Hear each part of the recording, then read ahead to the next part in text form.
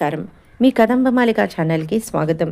దయచేసి మా ఛానల్ని సబ్స్క్రైబ్ చేసుకుని లైక్ చేసి షేర్ చేయండి. కింద ఉన్న డిస్క్రిప్షన్లో మా ఇతర వీడియో లింకులు కూడా ఇచ్చున్నాము. మీరు వాటిని కూడా ఒకసారి చూసి మీకు నచ్చితే కనుక మీ గ్రూప్స్లో ఫార్వర్డ్ చేసి మాకు సపోర్ట్ అందించండి. మనం రంగుల కళ అనే కథ చెప్పుకుంటున్నాం కదా, దానిలో 6th పార్ట్. పృథ్వీ వాళ్ళ మదర్ స్వాతికి తన స్టోరీ చెప్పడం మొదలుపెట్టింది కదా, ఇంకా మనం కూడా ఆ స్టోరీలోకి వెళ్దాం. స్వాతి, నేను కూడా చాలా సాంప్రదాయ కుటుంబంలో పుట్టిన మామూలు మధ్యతరగతి ఆడపిల్లనమ్మా. అందరు ఆడపిల్లల్లానే నాకు కూడా మంచి భర్త రావాలని, చక్కటి పిల్లలు పుట్టాలని, మంచి సంసారం ఉండాలని కోరుకున్నాను.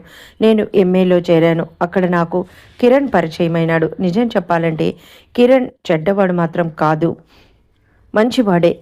మంచి మాటకారి, చాలా డబ్బున్న అబ్బాయి, చాలా అందమైన వాడు, తెలివిగల అబ్బాయి. న్యాచురల్లీ నేను కూడా అట్రాక్ట్ అయ్యాను. అలా మా పరిచయం మొదలై స్నేహంగా మారింది. స్నేహం ప్రేమగా, ప్రేమ పెళ్లిగా మారింది. మాకు పృథ్వీ పుట్టే వరకు నాకు అసలు ప్రపంచంలో కష్టాలనేవి ఉంటాయా అని కూడా నాకు తెలియవు. కిరణ్ ప్రేమ నన్ను అంతలా మైమరిపించింది. కిరణ్తో పెళ్ళి నా పేరెంట్స్కి ఇష్టం లేదు. ఎందుకంటే కిరణ్ మా క్యాస్ట్ కాదు, తను రాజుల అబ్బాయి. మాది ఇంటర్ కాస్ట్ మ్యారేజే. నేను స్వచ్ఛమైన బ్రాహ్మణ కుటుంబంలో పుట్టిన అమ్మాయిని. నేను పెళ్లి చేసుకొని వచ్చేశాక మా నాన్నగారికి నిజంగా బాగా కలిసి వచ్చింది. మా అన్నయ్య వ్యాపారం ఇంకా బాగా పెరిగిందని విన్నాను. నేనేనాడు మళ్ళీ ఆ గడప తొక్కలేదు. వాళ్ళు నన్ను రమ్మనలేదు.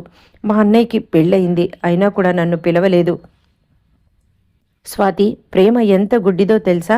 నేను ఈ దేశంలో ఉంటే పెళ్లికి పిలవలేదని ఫీల్ అవుతానేమో అని నన్ను కిరణ్ అమెరికా తీసుకెళ్ళిపోయాడు. నాకు నిజంగా బాధ అనిపించలేదప్పుడు. నేను వాళ్ళకి అక్కర్లేనప్పుడు నాకు కూడా వాళ్ళు అక్కర్లేదు అని అనుకున్నాను. పృథ్వీకి 3 సంవత్సరాలు వచ్చాయి. మా ప్రేమ వేడి, వయసు వేడి తగ్గింది. ఇద్దరిలో ఒకళ్ళ లోపాలొకళ్ళకి నెమ్మదిగా కనిపించసాగాయి. అయినా నేను చాలా సర్దుకున్నాను. కిరణ్ క్యాంపులకి ఎక్కువగా వెళ్ళేవాడు. మొదట్లో తనని వదిలి ఉండలేక నన్ను తీసుకెళ్ళమని గొడవ చేసేదాన్ని. ఎప్పుడన్నా తీసుకెళ్లేవాడు. రాను తను నాతో దగ్గరగా ఉండడం మానేశాడు. చిరాగ్గా ఉండేవాడు. కోపం ఎక్కువైంది. నాకు అర్థమయ్యేది కాదు. చాలా బాధపడేదాన్ని. తనకి నచ్చినట్లు ఉండేదాన్ని. కిరణ్కి మోడర్న్గా ఉండడం అంటే ఇష్టం, ఫ్యాషన్గా ఉండడం అంటే ఇష్టం. నాకు మా ఇంట్లో అలాంటివన్నీ అలవాటు లేకపోయినా తన కోసం నేను అవన్నీ నేర్చుకున్నాను. కానీ తనకి తన ఆఫీస్లో గడిపే సమయం ఎక్కువైంది. పని ఒత్తిడి వల్లేమో అని అనుకున్నాను. రాత్రి 1 గంట అయ్యేది వచ్చేటప్పటికే. ఏంటని అడిగితే విసుక్కునేవాడు. పని ఎక్కువ ఉంది, విసిగించకు అనేవాడు. కానీ కిరణ్ ఎంత బయట తిరిగినా, నా మీద ఎంత విసుక్కున్నా పృథ్వీని మాత్రం చాలా ప్రేమగా చూసేవాడు. సిగ్గు విడిచి ఒక మాట చెప్పనా స్వాతి, మా ఇద్దరి మధ్య రాను శారీరక సంబంధం కూడా తగ్గిపోయింది. ఇది నన్ను చాలా కుంగదీసింది. కిరణ్ నా నుంచి దూరమైపోతున్నాడేమోనన్న బాధ, పొసెసివ్నెస్ నాలో ఎక్కువైపోయాయి. అది నా మీద చాలా ప్రభావం చూపి నేను డిప్రెస్ అయ్యాను. ఇది గమనించిన కిరణ్ అలాంటిదేమీ లేదని ఒక 5 నెలలు మళ్ళీ మామూలుగా నాతో ఉన్నాడు. కానీ మళ్ళీ మా మధ్య ఎడబాటు మొదలైంది. తర్వాత ఒకసారి 4 రోజులు ఆఫీస్ నుంచి ఇంటికి రాలేదు. కిరణ్కి ఆఫీస్లో ఒక రూమ్ ఉంది. లేట్ అయితే అక్కడ ఎప్పుడైనా పడుకుంటూ ఉంటాడు. ఆ రోజు పృథ్వీకి చాలా జ్వరం వచ్చింది. డాక్టర్ దగ్గర చూపించి ఇంట్లో పని వాళ్ళకి అప్పచెప్పి కిరణ్ కోసం నేను ఆఫీస్కి వెళ్ళాను. నేను తన రూమ్లోకి వెళ్ళేటప్పటికే అక్కడ తను లేడు. వెనక తన ప్రైవేట్ రూమ్ వైపు యథాలాపంగా వెళ్ళాను. డోరు తెరిచేసరికే నేను అక్కడ కిరణ్ని తన స్టెనోతో మంచం మీద చూడకూడని పరిస్థితుల్లో చూశాను. నాకు అప్పుడు అర్థమైంది కిరణ్ ప్రవర్తనకి, విసుగ్కి కారణం. నన్ను చూసి ఇద్దరు కంగారు పడ్డారు. ఆ దృశ్యం చూడలేక నేను ఇంటికి వచ్చేశాను. ఆ రోజు నుంచి నేను వారం రోజులు ఏడ్చాను. క్షమించమన్నాడు. ఇంకెప్పుడు తప్పు చేయనన్నాడు. నా ఆడ మనసు మళ్ళీ కరిగిపోయింది స్వాతి. మళ్ళీ తన మాయ మాటల్లో పడ్డాను. అలా 2 సంవత్సరాలు గడిచింది. కానీ కిరణ్, ఆ అమ్మాయి మధ్య వార్తలు అలా పాకి నా చెవి దాకా వచ్చాయి. ఎప్పుడు అలా చిన్న మాటలు వస్తూనే ఉన్నాయి. అయినా కూడా నేను కిరణ్ని అవన్నీ అడగదలుచుకోలేదు. దాని పర్యవసానం ఏంటో నాకు బాగా తెలుసు. మేమిద్దరం విడిపోవాలి. నా వీక్నెస్ పృథ్వీ కన్నా కిరణే. తనని వదిలి ఉండలేని నా బలహీనత తనకి ఆయుధంగా మారింది. కిరణ్కి ఇంకా దాపరికం లేకపోయింది. మళ్ళీ మేము ఇద్దరం చాలా దూరం అయిపోతున్నట్టు నాకు అనిపించింది. ఈసారి అనిపించటం కాదు, నిజంగానే దూరమయ్యాం. మళ్ళీ శారీరకంగానే కాదు, మానసికంగా కూడా ఈసారి దూరం అవడం మొదలుపెట్టాం. ఒకే ఇంట్లో ఉన్నాం. మా గదులు వేరు, మా పక్కలు వేరు అయినాయి. ఇది ఒక జంటకి ఎంత శాపమో, అది ప్రేమించి పెళ్లి చేసుకున్న వాళ్ళకి ఎంత నరకమో అది అనుభవించిన నాకన్నా ఇంకెవరికి తెలుస్తుంది చెప్పు. కిరణ్ని ఒకరోజు బాధ భరించలేక నిగ్గదీశాను. ఎందుకు ఇలా చేస్తున్నావు కిరణ్? ప్రేమించే కదా మనం పెళ్లి చేసుకున్నాం. నీకోసం నా వాళ్ళందరినీ వదిలి వచ్చాను. మనకి బాబు కూడా ఉన్నాడు, వాడు పెద్దవాడు అవుతున్నాడు. కిరణ్, బయట వ్యవహారాలంత మంచివి కావు, నీ ఆరోగ్యం కూడా పాడవుతుంది అని బ్రతిమిలాడాను, ప్రాధేయపడ్డాను. తనని ప్రేమించిన నేరానికి నేను ఎన్ని ఓర్చుకోవాలో అన్నీ ఓర్చుకున్నాను, ఎన్ని పడాలో అన్నీ పడ్డాను.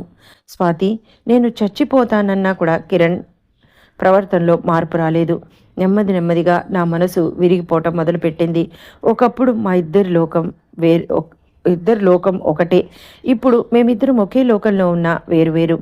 అప్పటికి నా చిన్నారి పృథ్వీకి 8 సంవత్సరాలు వచ్చాయి. ఇంకా లాభం లేదని కిరణ్తో ఒకరోజు, తిన్నగా ఉంటే ఉండు, నీ దగ్గర నేను ఉంటాను, లేకపోతే నేను నా బిడ్డను తీసుకొని వెళ్ళిపోతానని దెబ్బలాడాను. కిరణ్ ఆవేశపడలేదు. నాకు ఆశ్చర్యం వేసింది. నన్ను విసుక్కోలేదు, కోపడలేదు. నా మనసు బిక్కుమంటూ కిరణ్ దగ్గరికి వెళ్ళి, అలా ఉన్నావేంటి కిరణ్ అని అడిగాను. ఇందు, నేను పద్మినిని ప్రేమిస్తున్నాను, తను నాకు కావాలి అని చెప్పాడు. తను లేకుండా నేను ఉండలేను అన్నాడు. అలా అని నీకు అన్యాయం చేయను, ఇదంతా నీదే, నీ తర్వాతే నాకు ఇంకెవరైనా అని అన్నాడు. నాకు అసలు నేనేం వింటున్నానో కూడా అర్థమవలేదు స్వాతి. పృథ్వీని అంటే నాకు ప్రాణం, నన్ను చంపి పృథ్వీని తీసుకెళ్ళు, అంతేకాని నేను బ్రతికుండంగా పృథ్వీని నా నుంచి వేరు చేయకు అని బ్రతిమలాడాడు. మరి నేను అన్నాను బాధగా. ఇందు, నాకు నీ మీద ప్రేమ లేదని ఎప్పుడూ చెప్పలేదు. ఎందుకంటే మొట్టమొదటిసారి నేను ఈ ప్రపంచంలో ప్రేమ అనే అర్థం తెలుసుకున్నది నీ దగ్గర నుంచే. నేను ఏనాడు వదులుకోవడానికి కానీ వదలటానికి కూడా ఇష్టం పడను. కానీ పద్మిని అని ఆగిపోయాడు. పద్మిని అన్నాను. షీఈ్ ప్రెగ్నెంట్ అన్నాడు. ఈడ్చి కిరణ్ చంప మీద ఒక్కటి వేశాను. తను సహించాడు కానీ రియాక్ట్ అవ్వలేదు. అప్పుడు నాకు అర్థమైంది, కిరణ్ హృదయంలో నాకు స్థానం ఇంకా లేదని, నేను లేకపోయినా తను హాయిగా బ్రతకగలడని. నాకు మనసు విరిగిపోయింది స్వాతి. చచ్చిపోదామనుకున్నాను. ఇంట్లో చచ్చిపోతే కిరణ్కి ఎక్కడ చుట్టుకుంటుందో, తన లైఫ్ నరకం చేయటం నాకు ఇష్టం లేక పారే నదివైపు అలా నడుచుకుంటూ వెళ్ళిపోయాను. అప్పుడే పృథ్వీ నాకు అమ్మ అని నా చీర పట్టుకొని నన్ను ఆపాడు. కానీ అది నాకు వినిపించలేదు. ఆ పృథ్వీ ఏడుపు కూడా నన్ను ఆపలేకపోయింది. నాకు ఇంకా ఏం వినిపించలేదు, కనిపించలేదు. వెళ్ళి డైరెక్ట్గా ఆ నదిలో దూకేశాను. ఆ తర్వాత నేను కళ్ళు తెరిచేసరికి ఒక ఇంట్లో ఉన్నాను. అది శేఖర్ వాళ్ళ ఇల్లు. నేను నదిలో కొట్టుకుపోతుంటే తనని కాపాడానని, తను అక్కడికి వచ్చి 2 నెలలైందని చెప్పాడు. అప్పటికి నేను కళ్ళు తెరిచానట. నేను అపస్మారక స్థితిలో ఉంటే, నాకు దగ్గర కనీసం అడ్రస్ అది కూడా లేకపోతే పోలీసులకి చెప్పి తన ఇంట్లో ఉంచుకుని నాకు వైద్యం చేయించడం మొదలుపెట్టాడు శేఖర్. నాకు ఒక్కసారి భయం వేసింది. పృథ్వీ ఎలా ఉన్నాడు? అన్నం తిన్నాడా లేదా అని పెద్దగా ఏడుస్తూ పరిగెడుతుంటే శేఖరు, అక్కడున్న నర్సులు నన్ను ఆపి పృథ్వీ దగ్గరికి తను తీసుకెళ్తానని మాట ఇచ్చాడు శేఖర్. అలానే 2 రోజుల తర్వాత ఇంటికి వచ్చాను. కిరణ్ పద్మినిని రిజిస్టర్ మ్యారేజ్ చేసేసుకున్నాడు. నా గురించి ఒక్క 2 నెలలు కూడా ఓపిక పట్టలేకపోయాడు. పృథ్వీని ఇచ్చేయమన్నాను. వద్దు ఇందు, వాడు నా కొడుకు, నీకు ఎప్పుడు కావాలంటే అప్పుడు వచ్చి చూసుకో, అంతేకాని నా బిడ్డని ఇవ్వను. ఇందు, పృథ్వీ కొన్ని కోట్లకి వారసుడు. నా దగ్గర ఉంటే వాడు దేనికి లోటు లేకుండా పెరుగుతాడు. వెనక్కి తిరిగి చూసుకోక్కర్లేదు. అదే నీ దగ్గర ఉంటే నువ్వు వాణ్ణి బాగానే పెంచుతావు, నేను కాదన్ను. కానీ వాడు ఇంత లావిష్గా వాడు బ్రతకగలడా? వాడు ఇవన్నీ అనుభవించగలడా? నాకు డబ్బు ఇస్తానన్నాడు, కానీ నేను తీసుకోలేదు. కిరణ్ అన్నాడు, "నువ్వెక్కడికి వెళ్ళొద్దు, నా దగ్గరే ఉండమని." నేను భరించలేకపోయాను ఆ మాటని. కిరణ్‌కి నేను వెళ్ళిపోయినా కూడా బాధ లేదు. వదిలి వెళ్ళిందిలే ఈ పీడ అని అనుకున్నట్లున్నాడు. కిరణ్ చెప్పిన దాంట్లో కూడా న్యాయం ఉంది నాకు అనిపించింది. ఎందుకంటే కోట్లాది రూపాయలకు వారసుడు నా బిడ్డ. వాడి భవిష్యత్తుకి నేనేమి ఇవ్వగలను? రూపాయికి కొరగాని నా ప్రేమ తప్ప వద్దు. వాడు కిరణ్ దగ్గరుంటేనే మంచిది. వాడికి ఏ లోటు రాదు. నా తల్లి మనసుని అతి కష్టం మీద చంపుకొని అక్కడ వాడిని వదిలి వచ్చాను స్వాతి.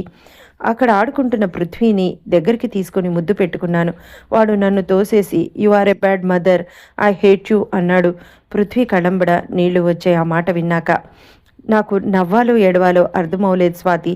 నేను ఎవ్వరి కోసం జీవించాలి అనే అనుకున్నాను. శేఖర్ నన్ను తన ఇంటికి తీసుకువచ్చాడు.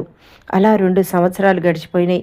శేఖర్‌కి కూడా ఎవ్వరూ లేరు. నాకు అందరూ ఉన్నారు. తను నాతో చాలా స్నేహంగా ఉండేవాడు. తను ఎంతో నన్ను ఓదార్చేవాడు. మోరల్ సపోర్ట్ ఇచ్చేవాడు. నాకు తల్లిదండ్రులు ఉన్నారు. తోడబుట్టిన అన్నయ్యలు ఉన్నారు. భర్త, కొడుకు, కానీ ఎవ్వరూ నా వాళ్ళు కాదు. ఎక్కడో పుట్టి ఇక్కడ ఈ నది వలన కలిసిన శేఖర్ నన్ను ఆదుకున్నాడు. స్నేహితుడైనాడు. నా గురించి తనకి పూర్తిగా తెలుసు. ఒకరోజు తను నన్ను ప్రేమిస్తున్నానని, పెళ్లి చేసుకుంటానని చెప్పాడు. నా మనసు వెంటనే కిరణ్‌ని తలిచింది. ఎంతైనా తొలి ప్రేమ కదా! అంత తొందరగా మరిచే విషయం కాదది. నాకు టైం కావాలని అడిగాను. పృథ్వీ పృథ్వీ ఉన్నాడు నా కోసమని అన్నాను. వాణ్ణి కూడా తెచ్చేసుకుందాం ఇందు కావాలంటే అని అన్నాడు శేఖర్. పృథ్వీని కూడా మనతో తెచ్చుకుని మన బిడ్డలానే పెంచుకుందాం అన్నాడు. అలా ఏడాది గడిచింది. తన మంచితనానికి, ప్రేమకి నేను లొంగిపోయాను. మా ఇద్దరికీ పెళ్ళయింది. తను నన్ను చాలా అంటే చాలా ప్రేమగా చూసుకున్నాడు. నాకు ప్రేమకి అర్థం ఏంటి అనేది శేఖర్‌ని చేసుకున్నాక అర్థమైంది. మా ఇద్దరి దాంపత్యానికి వయసు 16 సంవత్సరాలు స్వాతి. మాకు అర్చన పుట్టింది. శేఖర్‌కి బాగా కలిసొచ్చింది. తను నన్ను ఇంకా అపురూపంగా చూసుకోవటం మొదలుపెట్టాడు. పృథ్వీ కనిపించినప్పుడు నేను పలకరిస్తే తను నన్ను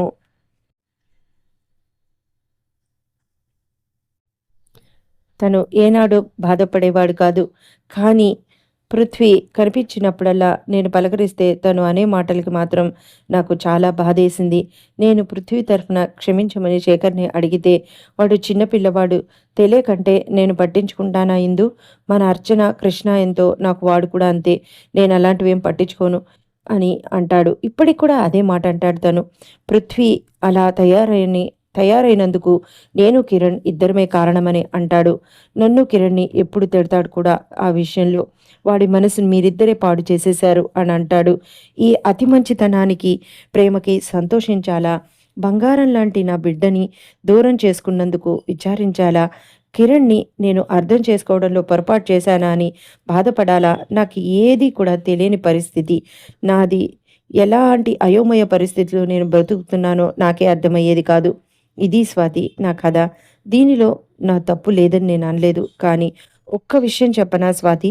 కిరణ్ చెడ్డవాడు కాదు. తను చేసిన తప్పు నా దగ్గర ఒప్పుకున్నాడు. కానీ అప్పుడు తను చేస్తున్నదేమిటో అర్థం చేసుకునే వయస్సు, మనసు రెండూ నాకు లేవు. ఇప్పుడు అనుభవం, పెద్దరికం ఉన్నా లాభం లేదు.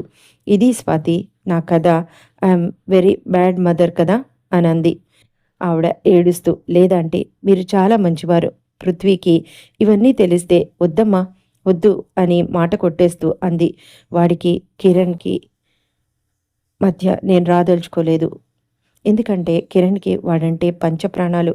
వాడు అలానే హాయిగా ఉండాలక్కడ అని చెప్పింది పృథ్వీ వాళ్ళ మదరు. ఇదండి ఇప్పటివరకు. ఆ తర్వాత ఏం జరుగుతుంది అనేది నెక్స్ట్ ఎపిసోడ్‌లో తెలుసుకుందాం. అప్పటి వరకు మా ఛానల్‌ని సపోర్ట్ చేయండి, లైక్ చేయండి, షేర్ చేయండి.